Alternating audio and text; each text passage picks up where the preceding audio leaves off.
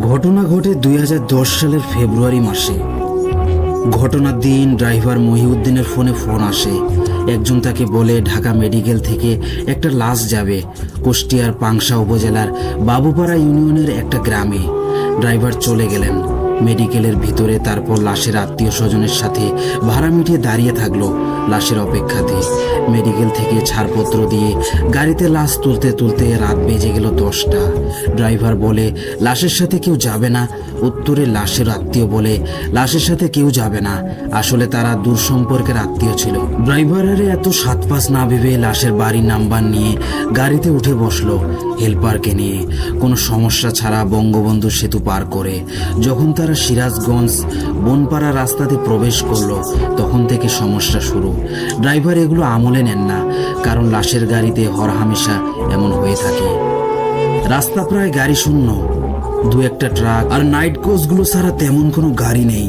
হঠাৎ ড্রাইভারের মনে হলো গাড়ি খুব ভারী হয়ে গেছে। গাড়ি 20 থেকে 90 কিলোমিটার স্পিডে চলছে, কিন্তু মনে হচ্ছে যে 20 থেকে 30 গতিতে যাচ্ছে। হঠাৎ ড্রাইভার তার লুকিং গ্লাসের দিকে তাকালে দেখতে পারেন বড় একটা শূকর, সামনের দুটো দাঁত অনেক বড় আর চোখ দুটো রক্ত লাল। এই শূকরটার মুখ দিয়ে লালা পড়ছে। এটা সবচেয়ে আশ্চর্য ব্যাপার। শূকরটি গাড়ির সাথে সাথে দৌড়াচ্ছে এবং এক সময় শূকরটি গাড়িটা ক্রস করে সামনে গেল এবং 1 সেকেন্ডের মধ্যে মিলিয়ে গেল। ড্রাইভার এগুলোকে চোখের ভুল মনে করতে পারছিল না, কারণ সবটা তার সামনাসামনি হচ্ছিল। তিনি হেল্পারকে ডাকলেন। হেল্পার ততক্ষণ গভীর ঘুমে মগ্ন। হেল্পার উঠল আর ড্রাইভারের চাওয়াতে একটা পান বানিয়ে দিল ড্রাইভারকে। এখন গাড়ির গতি মোটামুটি স্বাভাবিক হয়েছে, পুরোটা না। হঠাৎ গাড়ি গোগো শব্দ করছে এবং শব্দটা এতটা তীব্র ছিল যে কান ফেটে যাবার অবস্থা।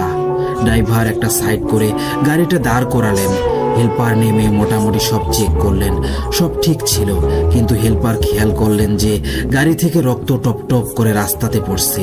হেল্পার চাবি দিয়ে পিছন ডোর খুলে দেখলো, কিন্তু লাশের বক্স থেকে কোনো রক্ত পড়ছে না। তাহলে ঘটনাটা কি? হেল্পার সামনে চলে আসলো এবং ড্রাইভারকে বলে, ও কিছু না, তুই এখন আর ঘুমাস নে। ড্রাইভার গাড়ি চালু শুরু করলো। সমস্যা ছাড়া গাড়ি চলতে আরম্ভ করলো এবং এখন আর কোনো গোগো শব্দ নেই। মিনিট 10 পর হেল্পার বলে উঠল, ওস্তাদ, লাশ তো গাড়িতে নাই, পিছনের দরজা খোলা। ড্রাইভার সাথে সাথে গাড়ি ব্রেক করে কেবিনের ভিতরে তাকাতে দেখে লাশের বক্স নাই। সাথে সাথে ড্রাইভার এবং হেল্পার নেমে পড়ল। পিছনের ডোরটা খোলা, কিন্তু ডোর খোলার কোনো সম্ভাবনা নেই। তার থেকে বড় কথা, লাশ যদি পড়ে যেত তাহলে তো শব্দ হতো। দুজন এবার লাশ খুঁজতে থাকে। আপনারা সবাই জানেন সিরাজগঞ্জ বনপাড়া হাইওয়েতে রাস্তার দুপাশে চলন বিল। তো তারা কি করে? দুজনের একজন রাস্তার এপাশে আর অন্যজন রাস্তার অন্য পাশে নেমে পড়ল। তখন জমি শুকনো ছিল। দুজন ঘাবড়ে গেছিল, যেহেতু লাশের ব্যাপার, ঠিকঠাক না পৌঁছে দিতে পারলে বড় বিপদ হবে। দুজন মিনিমাম 20 মিনিটের মতো এদিকে ওদিকে খোঁজাখুঁজি শুরু করে। হেল্পার আগে আসছিল গাড়ির কাছে। এসে যে দৃশ্য দেখে তা দেখে ভয়ে ওস্তাদ বলে চিল্লাতে থাকে। ড্রাইভার এসে বলে, কি রে, কি হয়েছে? লাশ পাইছিস? হেল্পার হন্তদন্ত হয়ে বলে, ওস্তাদ, লাশ গাড়িতেই আছে। ড্রাইভার এসে দেখে একই অবস্থা। এ কি করে সম্ভব? দুজনে তো চোখের ভুল হতে পারে না। তারা খেয়াল করে বক্সের উপরের ঢাকনাটা খোলা, যদিও তা পেরেক দিয়ে আটকানো ছিল। তারা বক্সের ভিতরে লাইট মারলো, না, লাশ তো ঠিক আছে। গাড়িতে থাকা হাতুড়ি দিয়ে আবার পেরেক মেরে গাড়ির ভিতরে দোয়া দরুদের অডিও চালু করে তারা আল্লাহর নাম নিতে নিতে চলতে থাকে। এরপর প্রচন্ড ভয় পাচ্ছিল আর বারবার পিছনে তাকাচ্ছিল। একবার বলে, ওস্তাদ, লাশ বসে আছে। একবার বলে, ওস্তাদ, লাশ নিচে পড়ে আছে। আবার বলে, ওস্তাদ, বক্সটি নাই। কিন্তু ড্রাইভার বুঝতে পারে এগুলো সবই মায়াজাল। ভয় পেলে চলবে না আর। যাই হোক, লাশ তার বাড়িতে পৌঁছে দিতেই হবে। তাই ড্রাইভার হেল্পারকে পিছনে তাকাতে মানা করে দেন আর একটা কাপড় দেন, যাতে পিছনে দেখার গ্লাসটা ঢেকে দিতে পারে। এভাবে তারা 4টার দিকে বাবুপাড়ার রাস্তাতে প্রবেশ করলেন। তখন ফোন বের করে লাশের বাড়ির ফোন নাম্বারে ফোন করলেন, কিন্তু ফোন কেটে কেটে যাচ্ছিল। তারা তো আর বাড়ি চেনে না। একটু খেয়াল করলে দেখেন একটু দূরে একটা গাছের নিচে একজন লোক দাঁড়ানো, একটা লাল লাইটের নিচে। ড্রাইভার ভাবছেন হয়তো নামাজে যাবেন, যেহেতু ভোর হয়ে যাচ্ছে। তো ড্রাইভার গাড়ি নিয়ে ওনার কাছে গেলেন, গাড়ি থামিয়ে সালাম দিলেন। লোকটাও সালাম নিলেন। ড্রাইভার দেখলেন লোকটার বয়স আনুমানিক 60 থেকে 65 বছরের। মুখে কাঁচা পাকা দাঁড়িয়ে আছে। লোকটি সালামের উত্তর নিলেন। ড্রাইভার লাশের ঠিকানা বললে লোকটি বললেন, এখান থেকে 20 মিনিট সোজা গাড়ি চালালে একটা ওয়ার্কশপ পাবেন। সেই ওয়ার্কশপের পিছনের বাড়িটাই হলো লাশের বাড়ি। লোকটি ড্রাইভারকে আরও বলেন, বাবা যাই হোক গাড়ি থামাবা না। লোকটি এসব কথা বলার সময় লোকটির চোখ দিয়ে পানি বের হচ্ছিল। ড্রাইভার কিছু না বলে আবার গাড়ি চালাতে লাগলেন। মনে করেছিল হয়তো পরিচিত ছিল লাশের। একটু গিয়ে যখন পিছনে তাকালেন, ড্রাইভার দেখলো লোকটি আর নেই। এত অল্প সময় কই যাবে? ড্রাইভার বুঝলেন এসব কিছু অস্বাভাবিক ব্যাপার। এবার তারা যে পথ ধরলেন, এ পথে দুদিকে বড় বড় গাছ আর মাটির রাস্তা। ড্রাইভার দেখলো একটু সাইডে দুজন ইয়াং বয়সের লোক মারামারি করছে, কিন্তু কোনো কথা বলছে না। ড্রাইভার বারবার নিজের মনকে বুঝালো এগুলো সব মায়াজাল, গাড়ি থামানো যাবে না। আবার একটু পর দেখে গাছ থেকে ডাল ভেঙে পড়ছে, কিন্তু গাড়িতে পড়ছে না। এমন নানা অদ্ভুত কাজ হচ্ছে তাদের সামনে। এই অদ্ভুত কাজকর্ম দেখে হেল্পার তো ভয়ে জমে গিয়েছে। এমন এক সময় ফজরের আজান দিয়ে দিলে তখন সব স্বাভাবিক হয়ে যায়। একটু পর তারা লাশ নিয়ে ঠিকানা মতো পৌঁছে গেল। লাশ গাড়ি থেকে নামানো হলো। ড্রাইভার আর হেল্পার চোখে মুখে পানি দিল। হেল্পার কি মনে করে লাশের কাছে গেল। লাশের মুখ দেখে হেল্পার আটকে উঠলো এক রকমের। ড্রাইভারকে এসে বলে, ওস্তাদ এটি তো তার লাশ যাকে একটু আগে ওই বাড়ির ঠিকানা জিজ্ঞেস করে আসলাম। ড্রাইভার গিয়েও দেখে একই অবস্থা। ড্রাইভার নিজেও ভয় পেয়ে যায়। ড্রাইভার একজন মুরব্বী লোককে ডাকলেন, যিনি লাশের ভাই হন। ওনাকে রাস্তাতে ঘটা সব ঘটনা বললে উনি বলেন, আমার ভাই একজন কবিরাজ ছিলেন। উনি প্যারানর্মাল বিষয় নিয়ে কাজ করতেন। উনি যেদিন অসুস্থ হন সেদিনও একটা এক্সোসিজম করতে গিয়ে এমন অসুস্থ হয়ে যান। উনি জ্ঞান হারানোর আগে একটা কথা বলে যান যে সবাই একটু সাবধানে থাকে যেন। ওই দিন রাতে ভাইকে ঢাকাতে পাঠানো হয়। অ্যাম্বুলেন্স যাওয়ার সময় নানা অলৌকিক ঘটনা ঘটছিল আর বাড়িতে চলছিল তাণ্ডব। স্বপ্নে আমি দেখি একটা আলখাল্লা পরা লোক আমাকে বলছে, তোর ভাইকে তোরা আর পাবি না। হাসপাতালে নেওয়ার 10 দিন পর ভাই মারা গেল।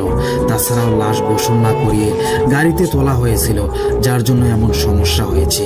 ড্রাইভার ভাড়ার টাকা নিয়ে চলে আসে। ওখান থেকে আসার পর ড্রাইভার আর হেল্পার টানা জ্বরে ভোগেন, তারপর সুস্থ হয়ে যান। কিন্তু ড্রাইভার একটা স্বপ্ন দেখে নিয়মিত। তার স্বপ্নটা হলো যে একটা আলখাল্লা পরা লম্বা মানুষ কবর থেকে ওই যে পৌঁছে দেওয়া লাশটিকে তুলছে আর ক্রমান্বয়ে আছাড় দিচ্ছে। এমন অনেকবার করার পর আবার লাশটি কবরে রেখে মাটি দিয়ে দিচ্ছে। এমন রোজ যখন দেখছিল তখন ওই লাশের বাড়ি ফোন দিয়ে বললে লাশের বাড়ির লোক একজন হুজুরের সাথে কথা বলেন। হুজুর বলেন উনি যেহেতু ব্ল্যাক ম্যাজিক করত তাই হয়তো এমন সমস্যা হচ্ছে। হয়তো কোনো পিশাচ তার সাথে এমন করছে, যাকে আগে উনি কিছু না কিছু ভাবে বিরক্ত করেছিলেন। হুজুরের পরামর্শে বাড়িতে একটা মিলাদ দেন। এরপর আর এমন স্বপ্ন ড্রাইভার দেখেনি। এই ছিল ঘটনা। লিসেনার্স, এবার আমরা পরের ঘটনায় চলে যাব। এই ঘটনাটি লিখেছেন ডালিয়া। তিনি যেভাবে লিখেছেন আমি সেভাবে বলার চেষ্টা করছি। আমার নাম সিয়াম। আমি অনার্স 2য় বর্ষে পড়ি। আমি মধ্যবিত্ত ঘরের একজন ছেলে। আমার বাসা থেকে কলেজ অনেক দূরে। প্রতিদিন অনেক ভাড়া দিয়ে আসা সম্ভব হচ্ছিল না আমার। তাই ঠিক করলাম কলেজের ওই দিকে একটা বাসা ভাড়া নেই। বাড়িতে আমি একাই থাকতাম। মধ্যবিত্ত হওয়ায় 3 থেকে 4টা টিউশনি করাই। আজ 4 দিন ধরে প্রচুর বৃষ্টি নামছে। রাস্তাঘাটে অনেক পানি উঠেছে। 4 দিন পড়াতে যাইতে পারিনি। আজ না গেলে আমার বেতন কেটে রাখবে, তাই বের হই পড়াতে। 3টা বাড়ি কাছেই ছিল। ওদের পড়ানো শেষ করে 4 নম্বর বাড়িতে আর যেতে ইচ্ছে করছিল না। তারপরও গেলাম। পড়ানো শেষ হলে রাত 8টা বাজে।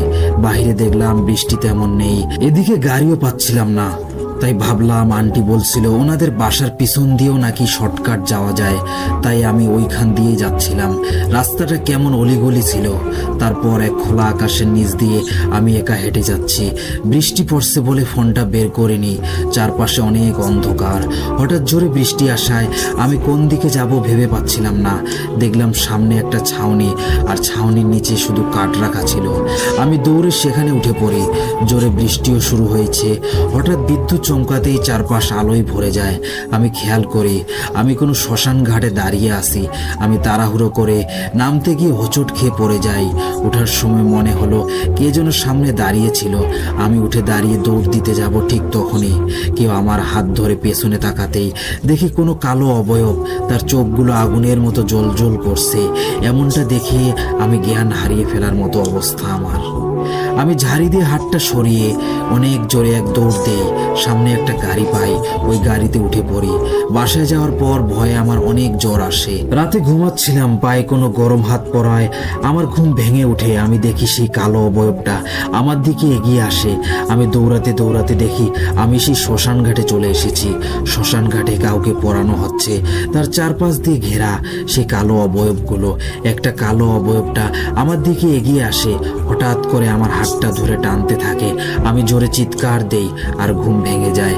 আমি বিছানায় বসে ভাবতে থাকি, এগুলো কি সত্যি নাকি স্বপ্ন। আজকেও অনেক বৃষ্টি, তাই আর পড়াতে যাই নাই। সারাদিন পড়াশোনা করেই কাটালাম। রাতে ঘুমিয়ে পড়লাম। রুমে কোনো কিছু পড়ে যাওয়ার শব্দে ঘুম ভাঙে। আমি রাতে রুমের লাইট জ্বালিয়েই ঘুমাই। আমি চোখ বন্ধ করা অবস্থায় উঠে বসি।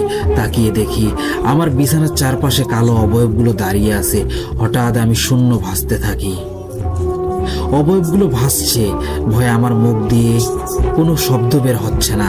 অবয়বগুলো আমার গলা চেপে ধরে, আমি ছটফট করছি। ঠিক সেই সময় ফজরের আজান দেয়। কালো অবয়বগুলো অদৃশ্য হয়ে যায় আর আমি নিচে পড়ে যাই। অনেক ব্যথা পেয়েছি। অজু করে 2 রাকাত নফল নামাজ পড়ে হুজুরের কাছে যাই। সে সব শুনে আমাকে একটা তাবিজ দেয়। আবার বাসায় এসে পানিতে সূরা পড়ে বাসার চারপাশে ছিটিয়ে দেই। হুজুর সেই শ্মশান ঘাটেও গিয়েছিল। আমি তার কাছে জিজ্ঞেস করেছিলাম, কি হয়েছে হুজুর?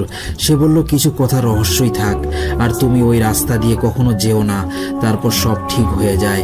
তারপর আমি কখনো এই রাস্তা দিয়ে যাতায়াত করিনি, কিন্তু মাঝে মাঝেই শুনতে পাওয়া যায় শ্মশান ঘাটের পাশ দিয়ে রাতে কেউ যেতে লাগলে অদ্ভুত সব ঘটনার শিকার হয়। যদিও ওই অঞ্চলের মানুষ এখন আর কেউ বিপদে পড়া ছাড়া শ্মশান ঘাটের রাস্তা দিয়ে যাতায়াত করেন না। গ্রামের লোকদের ধারণা শ্মশান ঘাটটি অনেক পুরনো হয়, এমন ভৌতিক সমস্যাগুলো বলে ধারণা করা হয়। আর বিগত কয়েক বছরে ওই শ্মশান ঘাটে কাউকে পোড়ানো হয়নি। এই ছিল ঘটনা। ভালো লাগলে পড়ে শোনাবেন। লিসেনার্স, এবার আমরা পরের ঘটনা চলে যাব। আর এই ঘটনাটি যিনি লিখে পাঠিয়েছেন তিনি সঙ্গতি কারণে তার নাম উল্লেখ করেননি। তিনি যেভাবে লিখেছেন আমি সেভাবে বলার চেষ্টা করছি। মেডিকেল লাইফে অনেকেই লাশ, মর্গ, হসপিটাল ইত্যাদি নিয়ে অনেক প্যারানর্মাল ইনসিডেন্টের সম্মুখীন হয়ে থাকে, কিন্তু আমার সাথে যা ঘটেছিল তা একটু অন্যরকম ছিল। সেটাই শেয়ার করছি। 2013 সালের জানুয়ারি মাস। মেডিকেল কলেজ জীবনের সূচনার উদ্দেশ্যে ট্রেনে রওনা দেই আব্বু আর আমি। পথে আম্মুর ফোন আসে একটা দুঃসংবাদ। মেডিকেলের আমার ইমিডিয়েট সিনিয়র এক আপুর মৃত্যু সংবাদ। ট্রেনে ধাক্কা লেগে খুব সম্ভবত মৃত্যু হয়েছিল ওনার, তবে অ্যাক্সিডেন্টলি নাকি মার্ডার তা শিওর না। শুরুতেই এমন একটা খারাপ সংবাদে আমাদের সবার মন খারাপ ছিল। ওরিয়েন্টেশনও ক্যান্সেল করে দেয়। তো ক্লাস শুরু হলো। আস্তে আস্তে সব নর্মাল হয়ে কয়েক মাস পার হয়েও গেল। আমরা তখন কলেজের মেইন হোস্টেলে থাকতাম না, কারণ ফার্স্ট ইয়ারের জন্য আলাদা হোস্টেল দেওয়া হয়। হোস্টেলটা তখন ছিল উত্তরা 3 নং সেক্টরে, এখন পরিবর্তন করা হয়েছে। আমাদের এই হোস্টেলটাও হন্টেড ছিল। আমরা অনেকেই ফেস করছিলাম অনেক কিছু। ওই ঘটনাগুলো পরে শেয়ার করব। তো সেবার কিসের ছুটি ছিল মনে নেই। হোস্টেল পুরো ফাঁকা হয়ে গিয়েছিল। আমাদের ফ্লোরে আমি সহ মোট 4 জন ছিলাম। রাতে আমার রুমে আমরা 3 জন ফ্রেন্ড ঘুমাতে আসি, আর একজন তার রুমে চলে যায়। অনেক আড্ডা হাসাহাসির পর আমার 2 ফ্রেন্ড ঘুমাবে বলে লাইট অফ করে দিতে বলে আমাকে। লাইটের সুইচ আমার পা বরাবর ঠিক উপরেই। তো আমি মোটামুটি লম্বা হয় পা দিয়ে সুইচ অফ করে দেই। হঠাৎ লাইট অফ হওয়াতে ওরা বলে, তুই কেমনে এত তাড়াতাড়ি লাইট অফ করলি? আমি ফাইজলামি করে বললাম, জেসি লাইট অফ করে দিয়ে গেছে। সাথে সাথে আমি হাসতে লাগলাম। যে আপু মারা গিয়েছিলেন, আমার নামের সাথে আপুর নামের অনেকটা মিলও ছিল। মৃত মানুষ নিয়ে ফাইজলামি করতে হয় না, সেটাই মনে হয় আমার সবচেয়ে বড় ভুল ছিল। তো শুয়ে পড়ার কিছুক্ষণের মধ্যেই সবাই ঘুমায় পড়ি। মাঝরাতে 3টা কি 3:30 হবে। হঠাৎ আমার ঘুম ভেঙে যায়। এখানে বলে রাখা ভালো, আমার বামে দেয়াল, পা বরাবর দেয়াল, মাথার কাছের দিকে দরজা, আর ডানে একটু স্পেস রেখে পাশে বেড, যেখানে আমার 2 ফ্রেন্ড ঘুমাচ্ছিল। তো ঘুম ভাঙার পর আমি ডানে তাকাতেই দেখি স্পেসে ফ্লোর সাদা আলো। একটা সাদা ড্রেস আর সাদা হিজাব পরা মেয়ে বসে আছে। মেয়েটার ভিতর থেকে যেন আলো ঠিকরে বের হচ্ছে। সে বসে আছে আমার পা বরাবর দেয়ালের দিকে মুখ করে, তাই আমি তার ব্যাক সাইড দেখতে পাচ্ছি, শুধু মুখ দেখা যাচ্ছিল না। মেয়েটা মাথা নিচু করে বসা অবস্থায় চুপচাপ সামনে পিছনে দুলতেছে অনবরত। মনে হচ্ছে যেন কোরআন শরীফ পড়তেছে। পাশের বেডে যে দুইজন ফ্রেন্ড ঘুমাচ্ছিল তাদের মধ্যে একজন হিজাবি ছিল। তো আমি ফার্স্টে ভাবলাম এটা হয়তো ওই ফ্রেন্ডটাই হবে। আমি ফিস করে জিজ্ঞেস করলাম, ঈশা কি করতেছিস তুই? কোনো সাড়া পেলাম না। আমি এবার একটু জোরেই ডাকলাম, কোনো সাড়াই নেই। হঠাৎ যার নাম ধরে ডাকতেছিলাম এতক্ষণ সে পাশের খাট থেকে কথা বলে উঠল। ভয়ে আমার হাত পা ঠান্ডা হয়ে গেল। বুঝতে আর বাকি রইল না যে ফ্লোরে বসে থাকা মেয়েটা অন্য কেউ। কোনো সেন্স কাজ করছিল না তখন। 15 থেকে 20 সেকেন্ড পর হুঁশ আসলে চিৎকার শুরু করে দিই, ফ্লোরে কে? তখন আমার চিৎকার শুনে আমার দুই ফ্রেন্ডের মাথা খারাপ হওয়া অবস্থা। ওরা বলতেছিল বারবার, তুই কার সাথে কথা বলিস? কোথায় কি? অন্ধকারে কিছুই দেখা যাচ্ছে না, কিন্তু আমি স্পষ্ট দেখতে পাচ্ছিলাম। আমাদের চিৎকার একটুও প্রভাব ফেললো না তার উপর। আমি সামনে চিৎকার করেই যাচ্ছি আর কাঁদতেছি। ওরা বেড থেকে নিচে নেমে যে লাইটটা জ্বালাবে তার সাহস পাচ্ছিল না, কারণ আমি বারবার বলতেছিলাম ফ্লোরে কেউ বসে আছে, আর লাইটের সুইচ অন করার মতো অবস্থাও আমার ছিল না। ওরা নিরুপায় হয়ে জোরে জোরে সূরা কালাম পড়া শুরু করলো। কিন্তু কি আশ্চর্য, কেউই কোনো সূরা পুরোপুরিভাবে শেষ করতে পারলো না। অর্ধেক পর্যন্ত এসেই ভুলে যাচ্ছিল। কতক্ষণ এভাবে কেটেছে জানি না। হঠাৎ আমার কি যেন হলো, আমি চুপ হয়ে গেলাম। মনে হলো মেয়েটা যদি তার মাথা ঘুরিয়ে আমার দিকে তাকায় তখন কি হবে? আমি তো মরে যাব নির্ঘাত। আমার মনে হলো যে যা করার তাড়াতাড়ি করতে হবে। মেয়েটা মুখ ফিরে তাকানোর আগেই লাইট জ্বালাতে হবে যে করেই হোক। আমি আর কিছু না ভেবে আল্লাহর নাম নিয়ে সুইচ অন করি। সুইচ অন করার পর দেখি ফ্লোরে কেউ নেই। আমার ফ্রেন্ড দুইটা ভয়ে জোরাজোরি করে বসে আছে, ওদেরও চোখে পানি। এই ঘটনার পরে আমি মানসিকভাবে অসুস্থ হয়ে পড়ি কিছুটা। সামান্য ব্যাপারেই সব কিছুতে ভয় পেতে থাকি। মেলামেশা কথাবার্তা কমাই দিই সবার সাথে। কিছু আমল করি ভয় কাটানোর জন্য, এবং কয়েকদিন পরে স্বাভাবিক অবস্থায় ফিরে আসি। ঘটনা শোনার পর হোস্টেল ছেড়ে চলে যায় 3 জন। সবার মতে স্ট্রেচের কারণে দুঃস্বপ্ন বা হ্যালুসিনেশন হাবিজাবি ছিল এগুলো। আর যেহেতু ওই আপু কখনো ওই হোস্টেলে ছিলই না, তাই প্রশ্নই আসে না তার আত্মা ঘটিত কিছু হওয়ার। প্রথমে অনেক তর্কে জড়াতাম সবার সাথে এসব নিয়ে, কারণ আমার মতে ওটা হ্যালুসিনেশন হতেই পারে না। কিন্তু পরে আস্তে আস্তে এক সময় আমিও এগুলো মেনে নিয়ে সব ভুলে যেতে থাকি। তবে ঘটনার মেইন জিনিস তখনও অপেক্ষা করছিল আমার জন্য। ঘটনার 2 থেকে 3 মাস পর একদিন টিউটোরিয়াল ক্লাসে হঠাৎ ম্যাডাম সেই আপুকে নিয়ে গল্প করা শুরু করে। যেদিন আপু মারা যায় সেদিন হোস্টেল থেকে বের হওয়ার সময় ম্যামের সাথে দেখা হয় আপুর। আপুকে অসম্ভব সুন্দর দেখাচ্ছিল সেদিন। সবচেয়ে অবাক করার বিষয় হলো আপুর পরনে ছিল ধবধবে সাদা ড্রেস আর সাদা হিজাব, ঠিক যেমনটা আমি সেই রাতের মেয়ের পরনে দেখেছিলাম। এর আগে আমাদের কারোরই কোনো আইডিয়া ছিল না আপু সম্পর্কে। ইভেন তিনি যে হিজাবি ছিলেন সেটাও জানতাম না। তাহলে হয়তো মানা যেত যে আমার সাবকনশিয়াস মাইন্ডে ওনার ইমেজ ক্রিয়েট হয়েছে, মানে যেটা আমি সেই রাতে দেখেছিলাম। অনেক কিছুরই ব্যাখ্যা পাইনি আজও, কিছু প্রশ্ন থেকেই গেছে। লিসেনার্স, এবার আমরা পরের ঘটনায় চলে যাব। আর এই ঘটনাটি এক দম্পতির কাছ থেকে শুনেছি। তিনি যেভাবে লিখেছেন সেভাবেই আমি বলছি। আর এই ঘটনাটিতে ছদ্মনাম ব্যবহার করা হয়েছে। সেই দম্পতির স্বামী ও স্ত্রীর নাম আরশ আলী ও সুমাইয়া বেগম। সেই দম্পতি বলতে থাকেন, আমার 2 ছেলে ও 2 মেয়ে ছিল কেন বলছি শোনো তবে। আমার বড় ছেলে রিয়ান আর নেই, ও আমাদের ছেড়ে পরপারে চলে গেছে। ছেলে হারানোর কষ্ট নিয়ে আমরা এখনো দিন পার করছি। আমার বড় ছেলে রিয়ান আর গ্রামের 2টি ছেলে ফয়সাল ও কামরুল, তারা অনেক ভালো বন্ধু ছিল। তারা যে কোনো কাজ করুক না কেন কেউ কাউকে ছাড়া কোনো কাজ করে না। একেবারে স্কুলে যাওয়া থেকে শুরু করে বেড়াতে যাওয়া, পুকুরে গোসল করতে যাওয়া, সব কিছু একসাথে। গ্রামের এক জনপ্রিয় জুটি ছিল তারা 3 জন। তো একদিন আমার বড় ছেলে রিয়ান এসে বলছে, বাবা মা আমি ফয়সাল আর কামরুল মিলে রাতে নৌকাতে নদীর উপর রাত কাটাবো। প্রথমে আমরা নিষেধ করলাম রিয়ানকে এত রাতে নদীতে না যাওয়ার জন্য, কিন্তু পরে ঠিকই রাজি হয়ে গেলাম। কারণ আমি জানি আমার ছেলে রিয়ান অনেক সাহসী। তাই সন্ধ্যায় রাতের খাবার খেয়ে সাথে করে শুকনা গামছা, লুঙ্গি ও গুড়মুড়ি নিয়ে রওনা দিল। আমরাও আল্লাহর কাছে আমাদের ছেলের জন্য দোয়া করে বিদায় দিলাম আর বললাম যেন সাবধানে থাকে। রিয়ান যাওয়ার পর আমরা ঘরের দরজা লাগিয়ে শুয়ে পড়লাম। আমাদের যেন কিছুতেই ঘুম আসছিল না, তাই আমরা 2 জন শুয়ে শুয়ে গল্প করছিলাম। কিছুক্ষণ পর বাইরে থেকে কে যেন এত জোরে জোরে ধাক্কা দিচ্ছে যেন এখনই দরজা ভেঙে ভিতরে আসবে। আমি বিছানা থেকে লাফ দিয়ে উঠে দরজার কাছে গেলাম। গিয়ে আমি আমার বড় ছেলে রিয়ানের গলা শুনে আটকে উঠলাম। তারপর আমি সাথে সাথে দরজা খুলে ফেললাম। সাথে সাথে রিয়ান দৌড়ে ঘরে এসে বসে হাঁপাতে থাকে। আমি তাকে জিজ্ঞেস করলাম, কি হয়েছে, তুই এমন হাঁপাচ্ছিস কেন? সাথে সাথে বাহির থেকে শোরগোল শুরু হয়ে যায়। আমরা সাথে সাথে দৌড়ে বাহিরে গেলাম। গিয়ে শুনলাম ফয়সাল ও কামরুলের দেহ ছিন্ন বিচ্ছিন্ন অবস্থায় দুইটি আলাদা রাস্তায় পড়ে আছে। মনে হচ্ছে কোনো জন্তু জানোয়ার তাদের উপর শরীরের সব রাগ দেখিয়েছে। তারপর সেখানকার সব মানুষ রিয়ানকে জিজ্ঞেস করে, তুমিও তো ওদের সাথে ছিলে, কিভাবে তাদের এমন হলো, তুমি কি জানো? তারপর রিয়ান বলতে থাকে, আমি, ফয়সাল আর কামরুল আমরা তিনজন মিলে একসাথে দেখা করে নদীর উদ্দেশ্যে রওনা দিলাম।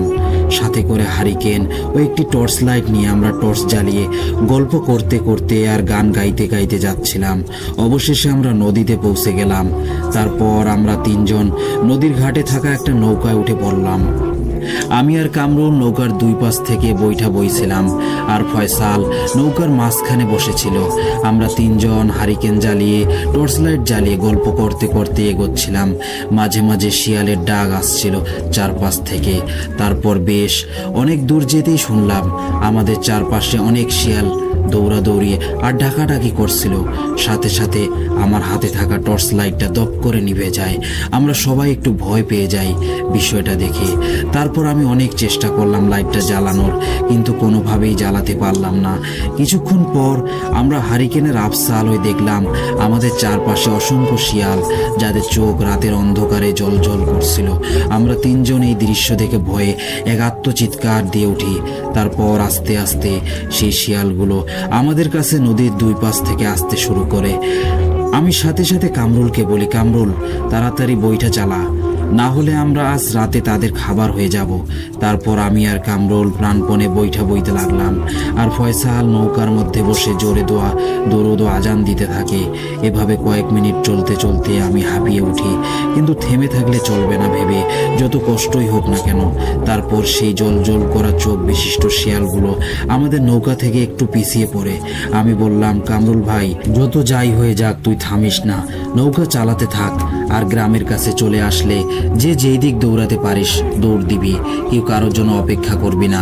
বেঁচে থাকলে দেখা হবে ইনশাআল্লাহ। কোনো ভুল করে থাকলে মাফ করে দিস রে ভাই। এই বলে আমি আবারও প্রাণপণে বইটা বইতে থাকি। এত জোরে জোরে বইটা বইছিলাম, কিন্তু এই নদীর রাস্তা যেন শেষ হবার নয়। প্রতিটি মিনিট আমাদের কাছে এক বছরের মতো মনে হচ্ছিল। অবশেষে আমরা আমাদের গ্রামটা দেখতে পাচ্ছিলাম। মনে যেন জোর পেলাম। আমি আবারও বললাম, নৌকা থেকে নেমে কেউ কারো জন্য অপেক্ষা করবি না, প্রাণপণে দৌড়াতে থাকবি। এই বলে আমরা তিনজন গ্রামের দিক বিদিক হয়ে জ্ঞান হারিয়ে দৌড়াতে থাকি। তখনও সেই শিয়ালগুলো আমাদের পিছনে ছুটতে থাকে। আমি সৌভাগ্যক্রমে দৌড়ে বাড়িতে পৌঁছে যাই, আর ফয়সাল ও কামরুল হয়তো বাড়ির ফেরার আগেই সেই শিয়ালগুলো শিকার হয়ে যায়। প্রথমে আমার ছেলে রিয়ানের কথা শুনে কেউই বিশ্বাস করছিল না। তারপর রিয়ান অনেকবার কিরা কসম কেটে সবাই রিয়ানের কথা বিশ্বাস করে নেয়। তারপর আমি রিয়ানকে বাড়িতে নিয়ে এসে গরম দুধ খাইয়ে তার ঘরের বিছানায় ঘুম পাড়িয়ে দিয়ে আমি আমাদের রুমে ঘুমাতে আসি। কিন্তু কে জানতো সেই রাতই হবে আমার ছেলের জন্য শেষ রাত, আর আমি আমার ছেলেকে শেষবারের মতো ঘুম পাড়িয়ে দিব। তারপর আমরা সকালে ঘুম থেকে উঠে দেখি বিছানায় রিয়ান নেই। আমি দিক বিদিক জ্ঞান হারিয়ে আমার সন্তানকে খুঁজতে থাকি। বাড়ির কোথাও নেই। গ্রামের সব মানুষ রিয়ানকে খুঁজতে থাকে। খুঁজতে খুঁজতে অবশেষে দুপুরের আগে আমার ছেলে রিয়ানকে নদীর পানিতে ভাসমান অবস্থায় পাওয়া যায়। তারপর আমি দৌড়ে আমার ছেলের কাছে গিয়ে দেখি সে আর আমাদের মাঝে কোনোদিন ফিরে আসবে না। আজীবনের জন্য আমার ছেলে রিয়ান আমাকে ছেড়ে চলে গেছে। তারপর আমার ছেলেকে দাফন করে দেওয়া হয়। তারপরে পাশের গ্রামের এক কবিরাজের কাছে যাওয়া হয় যে কে আর কিভাবে এই তিনটা ছেলেকে মেরেছে তা জানার জন্য। কবিরাজ কাছে গিয়ে সব খুলে বলার পর তিনি আমাদের কাছে কিছু সময় চায় বলে তিনি একটা ঘরে গেলেন। তারপর কিছুক্ষণ পরে এসে তিনি আমাদের এক হাড় হিম করা তথ্য দেয়। তিনি বললেন যে সেই নদীর পাশের জঙ্গলে কিছু পিশাচ ছিল, তাদের অন্য একটি পরিবারের ক্ষতি করার জন্য সেখানে চালান করে দেওয়া হয়েছে। তারা সেখানেই থাকে, কিন্তু সেই রাতে তারা তিনজন জোরে জোরে কথা বলে। তারা সেখানে যাওয়ায় সেই পিশাচগুলো বিরক্ত হয় আর তাদের কাজের ব্যাঘাত ঘটে। তাই সেই পিশাচগুলো তাদের তাড়া করে, কিন্তু তাদের নদীতে ধরতে পারেনি বলে নদীর উপরে শুধু দুইজনকে ধরতে পারে। কিন্তু আপনাদের ছেলেকে ধরার আগেই সে বাড়িতে পৌঁছে যাওয়ায় তাকে মারতে পারেনি। তাই তারা কৌশলে গভীর রাতে রিয়ানকে বাইরে নিয়ে যায় এবং পানিতে ডুবিয়ে মেরে ফেলে। কবিরাজের এই কথা শুনে আমি কেঁদে দেই। আমার ছেলের চলে যাওয়ার এই কষ্ট নিয়ে আমি আজও বেঁচে আছি। এই বলে সেই দম্পতি চুপ হয়ে যায়। তখনই লক্ষ্য করলাম সেই দম্পতির চোখ দিয়ে বয়ে যাচ্ছিল অশ্রুর ধারা। তাদের ছেলের মারা যাওয়ার এই হৃদয় বিদারক ঘটনা শুনে কখন যে আমার চোখ থেকে অশ্রু ঝরছিল তা আমি টেরি পাইনি। অশ্রুসিক্ত চোখ মুছতে মুছতে আমি চলে এলাম সেখান থেকে। কোনো কিছুর বলার ভাষা ছিল না আমার কাছে। আসছিলাম আর ভাবছিলাম মানুষের জীবন কত বৈচিত্র্যময়। সাদা কালো রংধনুর 7 রং মিলে রয়েছে মানুষের জীবনে। এই ছিল ঘটনা। ভালো লাগলে পড়ে শোনাবেন। লিসেনার্স, এবার আমরা আজকের শেষ ঘটনায় চলে যাব। এই ঘটনাটিতে ছদ্মনাম ব্যবহার করা হয়েছে। এই ঘটনাটি বাংলাদেশের কোনো এক জেলার একটি পরিবারে 2 জন ভাই ছিল। বড় ভাইয়ের নাম ছিল অনিক ও দ্বিতীয় ভাই মানে ছোট ভাইয়ের নাম ছিল আকাশ। তাদের বাবা মা কেউ ছিল না, মারা গেছেন। তাদের গ্রামটি ছিল অনেক বড়, আবাদি জমির মাঠ পেরিয়ে 30 থেকে 40 মিনিট হাঁটার পর একটি গ্রাম। বড় ভাই অনিকের বিয়ের বয়স হয়ে যায়, তাই সে সিদ্ধান্ত নেয় যে সে বিয়ে করবে। তারপর সে বিয়ে করে। একইভাবে ছোট ভাই আকাশও কয়েক বছর পর বিয়ে করে। অনিক ও আকাশের বাবা মা মারা যাওয়ার আগেই ধন সম্পদ সব 2 ভাইয়ের মাঝে ভাগ করে দিয়ে যান। অনিক বিয়ে করার পর তার 2 ছেলে সন্তান হয়। এইদিকে তার কয়েক বছর পর আকাশেরও একটি ছেলে সন্তান হয়। বলে রাখা ভালো, আকাশ ও অনিক তাদের 2 ভাইয়ের মাঝের সম্পর্ক খুব একটা ভালো ছিল না। তারা মাঝে মাঝে ঝগড়া করত। এভাবে তাদের দিন কাটতে থাকে। এরই ভিতর অনিক ও আকাশের ছেলেগুলো যুবক বয়সের হয়ে যায়। তারাও বিয়ে করতে চাচ্ছিল। তাই বড় ভাই অনিক তার ছোট ভাই আকাশের কাছে গিয়ে বলল, দেখ আকাশ, তোর তো একটা ছেলে, আমার তো 2টা ছেলে, আর তোর একটা ছেলের জন্য এত ধন সম্পদ তো লাগবেই না। তুই আমাকে তোর ধন সম্পদ লিখে দিয়ে যা। আমার তো 2টা ছেলে, আমার আরও ধন সম্পদ লাগবে। কিন্তু আকাশ কোনোভাবেই ধন সম্পদ দিতে রাজি নয়। সে মুখের উপর বলে দেয় যে কোনো ধন সম্পদ তাকে দিবে না। এক কথা 2 কথা চলতে চলতে তারা এক পর্যায়ে ঝগড়ায় জড়িয়ে পড়ে। আর অনেক বাড়ি যাওয়ার সময় আকাশকে অনেক হুমকি দিয়ে চলে যায়, যেমন আমি তোকে দেখে নিব, তোর সন্তানের আমি ক্ষতি করব ইত্যাদি। আকাশ তার কথায় কোনো পাত্তা দেয় না। এভাবে অনেক আকাশকে যখনই রাস্তায় দেখত তখনই তার কাছ থেকে সম্পদ লিখে নিতে চাইতো, কিন্তু আকাশ কোনো মতেই দিতে রাজি নয়। এক পর্যায়ে অনেক আকাশের উপর ক্ষুব্ধ হয়ে সিদ্ধান্ত নেয় যে এক কবিরাজের কাছে যাবে এবং আকাশের উপর কালো জাদু করবে, তাকে মেরে ফেলে সব সম্পত্তি হাতিয়ে নেবে। তাই সে এক কবিরাজের কাছে যায় এবং আকাশের উপর কুফরি কালামের মাধ্যমে কালো জাদু করে। আকাশের উপর কালো জাদু করায় সে প্রতিদিন রাতে দেখতে পায় কোনো কালো অবয়ব এসে ডাকছে, তাকে নিয়ে যেতে চাচ্ছে। অনেকভাবে আকাশকে প্রতিদিন রাতে সেই কালো অবয়বটি ভয় দেখাতো। আকাশ রাতে ঘুমাতে পারে না, কিছু খেতে পারে না। তারা গ্রামের মানুষ ছিল বলে বুঝতে পারেনি এত কিছু যে কেউ তাদের উপর কুফরি কালাম করেছে। স্বাভাবিকভাবেই দিন পার করছিল। দিন দিন অনেক শুকিয়ে যায়। এভাবে করতে করতে আকাশ এক পর্যায়ে খাওয়া দাওয়া বন্ধ করে দেয়। কিছুদিনের মাঝেই মারা যায়। বাড়িতে কান্নার রোল পড়ে গেল। আকাশের পাশে তার স্ত্রী আর একমাত্র সন্তান তন্ময় বসে কাঁদছিল।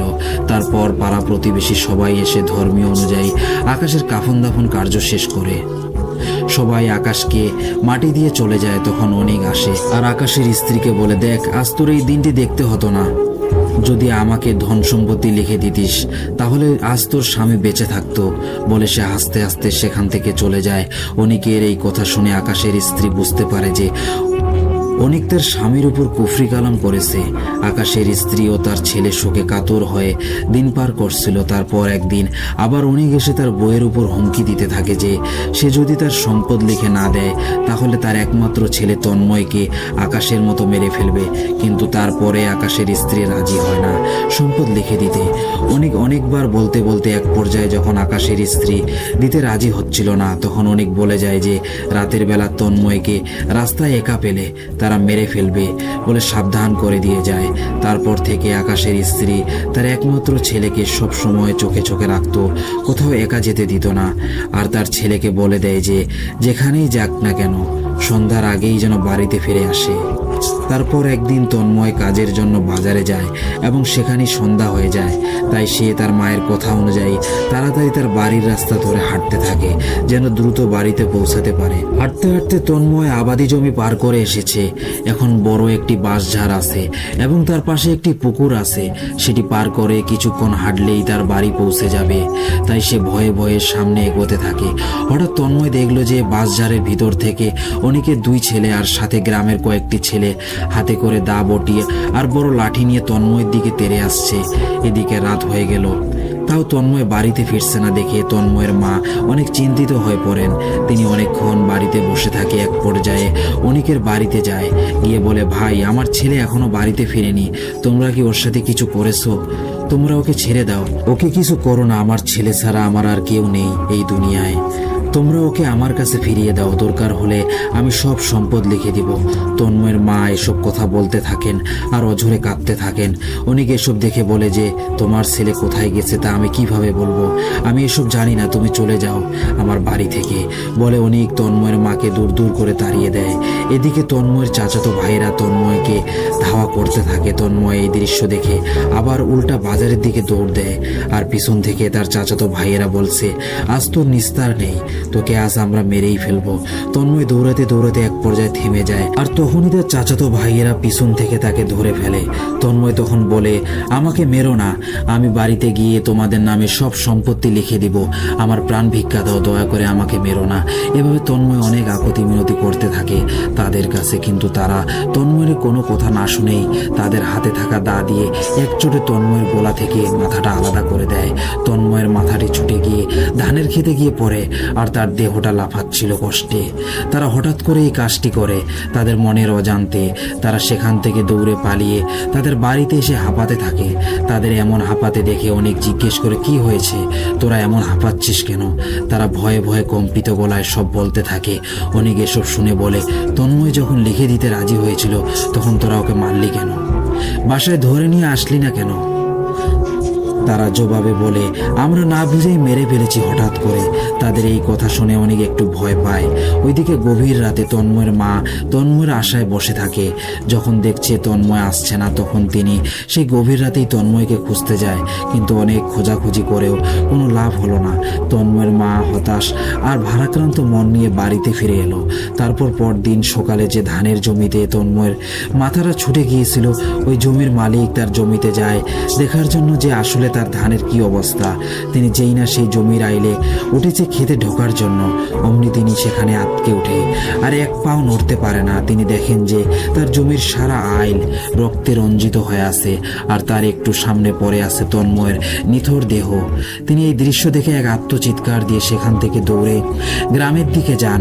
গিয়ে গ্রামের সব মানুষকে এই ঘটনাটি বলে এবং সবাইকে ডেকে আনে। তারপর এই কথা তন্ময়ের মা যখনই শুনে তখনই তিনি এক দৌড়ে সেই জমিতে যায় এবং তন্ময়ের নিথর দেহ দেখে তিনি সেখানে অজ্ঞান হয়ে যায়। তারপর তন্ময়কে ধর্মীয় অনুযায়ী দাফন করানো হয়। তন্ময়ের মা প্রতিদিন তার কবরে গিয়ে শুয়ে শুয়ে চিৎকার করে কান্না করত। এভাবে কিছুদিন পর তন্ময়ের মা পাগল হয়ে যায়। পাগল হওয়ার পর তন্ময়ের মা কোথায় যেন চলে যায়, কেউ জানে না। এই সুযোগে অনিক এসে আকাশের সব সম্পত্তি দখল করে নেয়। যেহেতু অনিক আকাশের ভাই ছিল এবং আকাশের ভাই ছাড়া সম্পত্তি পাওয়ার মতো অনিক ছাড়া আর কেউ ছিল না। ভাই অনেক সুযোগ পেয়ে সব হাতিয়ে নেয়, কিন্তু অনিক জানে না যে সে কোন বিপদ ডেকে এনেছে। এখান থেকে অনিকের জীবনের কালো অধ্যায় শুরু হয়। একদিন অনিকের বড় ছেলে বাজারে যায় কিছু দরকারি জিনিসপত্র কিনতে। তার বাজার থেকে আস্তে আস্তে রাত হয়ে যায়। যেহেতু রাত হয়ে গেছে তাই সে মনে করলো বাজারে থাকা আর ঠিক হবে না। সে বাড়িতে আসার প্রস্তুতি নিচ্ছিল, তাই ধান ক্ষেতের আইল ধরে হাঁটতে থাকে বাড়ি যাওয়ার উদ্দেশ্যে। রাস্তা হেঁটে এলো, কোনো সমস্যা হলো না, কিন্তু যেখানে তারা তন্ময়কে হত্যা করেছিল সেই জায়গায় এসে দেখতে পায় যে কে যেন উড়ু হয়ে ধান ক্ষেতের মাঝে কি যেন খুঁজছিল। অনিকের বড় ছেলে সেই লোকটিকে দেখে একটু বেশি ভয় পায়, কারণ এত রাতে এই ধান খেতে কে কি খুঁজছে। আর কিছু খুঁজতে হলে লাইট নিয়ে খুঁজবে, কিন্তু সেই লোকটির কাছে কোনো লাইট ছিল না। আর তার হঠাৎ করে সেই দিন তন্ময়কে হত্যা করার ঘটনাটি মনে পড়ে যায়। সেই ঘটনাটি মনে পড়ার কারণে সে আর সেখান থেকে নড়াচড়া করতে পারে না। তারপরও সাহস করে এগিয়ে গিয়ে সেই লোকটিকে জিজ্ঞেস করলো, কে ভাই আপনি, আর এখানে কি খুঁজছেন? প্রথমবার জিজ্ঞেস করে কোনো লাভ হলো না। সেই লোকটি নিজের মতো খুঁজেই যাচ্ছিল। তারপর আবার যখন জিজ্ঞেস করলো তখন সেই লোকটি বলল, ভাই আমাকে একটু খুঁজতে সাহায্য করুন, খুঁজে পাচ্ছি না।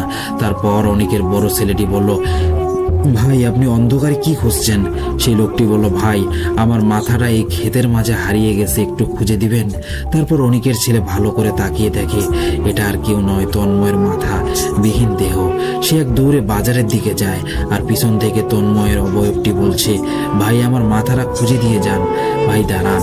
অনিকের বড় ছেলে দিক বিদিক প্রাণপণে দৌড়াতে থাকে। তারপর একটি আম গাছের কাছে এসে অজ্ঞান হয়ে পড়ে। এদিকে অনেক বাড়িতে অনেক চিন্তা করছিল, এত রাত হয়ে গেছে তার বড় ছেলে এখনো বাসায় আসছে না।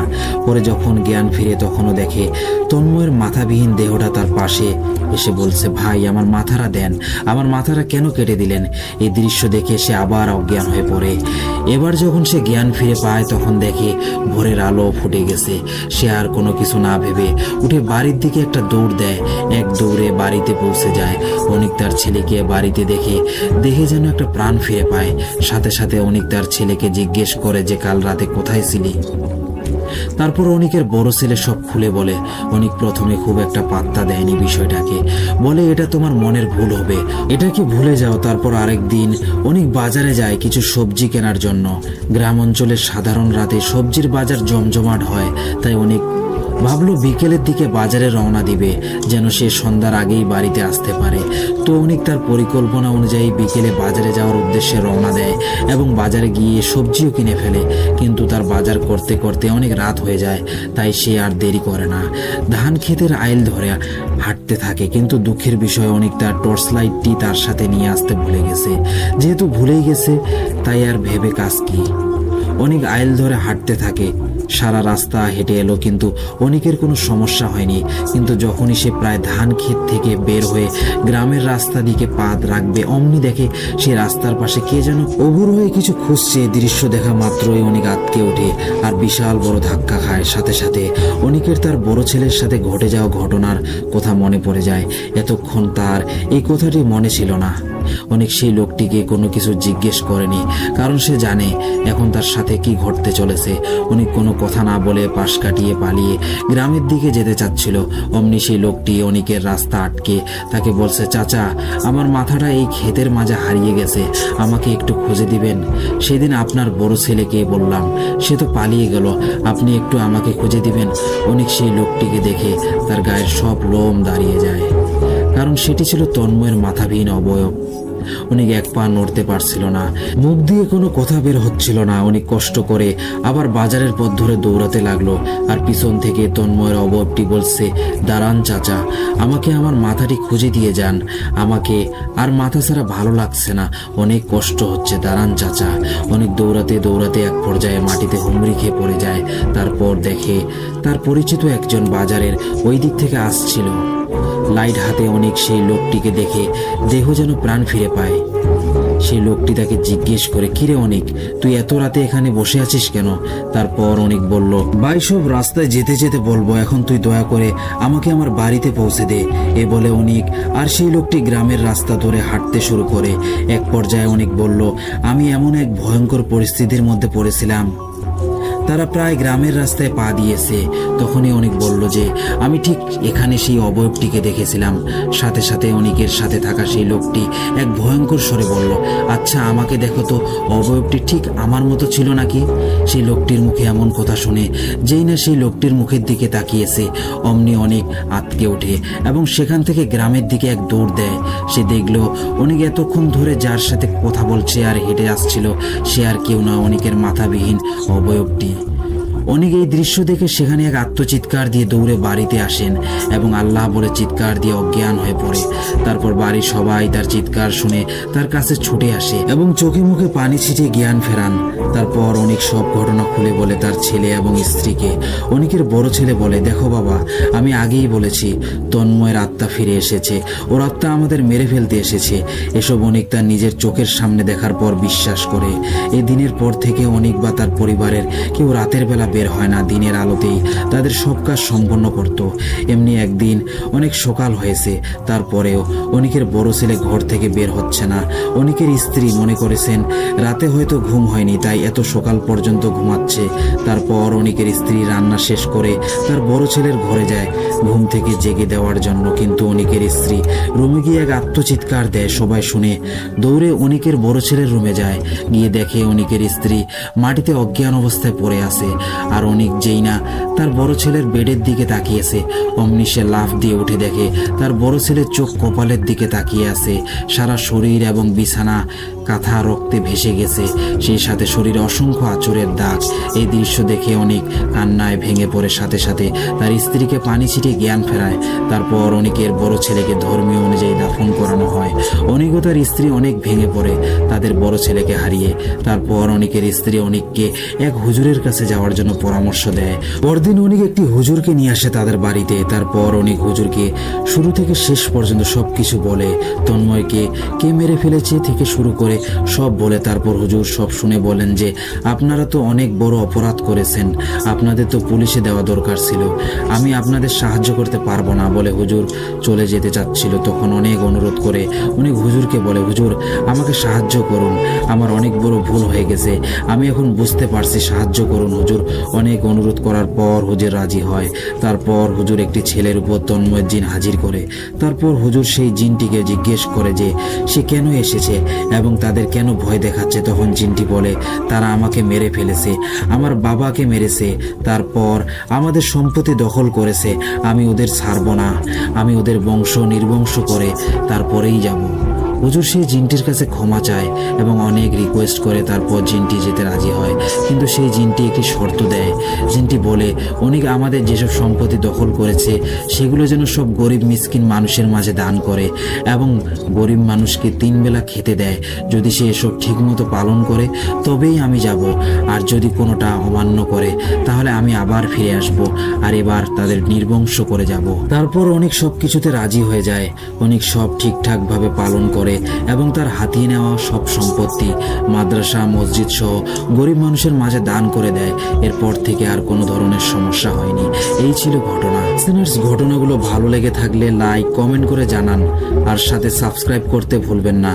আমাদের চ্যানেলকে এগিয়ে নিয়ে যাওয়ার দায়িত্ব আপনাদের।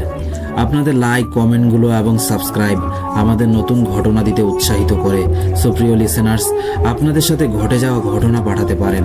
আমাদের ডেসক্রিপশন বক্সে জিমেল আইডি দেওয়া আছে, bhutfmrat@gmail.com। অনেক ধন্যবাদ আপনাদের সবাইকে ধৈর্যের সাথে ঘটনাগুলো শুনে থাকার